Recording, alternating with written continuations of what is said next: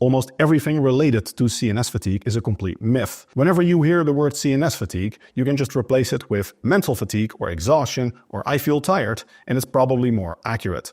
Central fatigue in general is exceptionally rare. Yes, you get tired from lifting, but whatever you do with your biceps does not affect the neuromuscular behavior of the quads or vice versa. Muscle fatigue is a local process. Muscle growth, everything related to it, is locally regulated. Research has looked at this extensively, and according to multiple studies, there is essentially no central contribution to fatigue in strength training. One study concluded the force behavior commonly attributed to central fatigue could be explained solely by peripheral factors and questions the very need for the existence of central fatigue.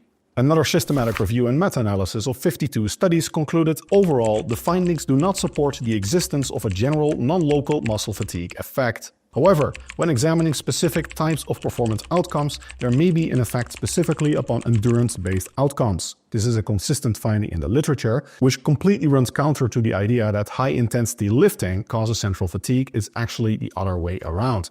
Endurance training does cause central fatigue. Central fatigue is not caused by heavy lifting. Research has specifically looked at the powerlifts as well and concluded that they don't significantly differ from other exercises in how much neuromuscular fatigue they generate.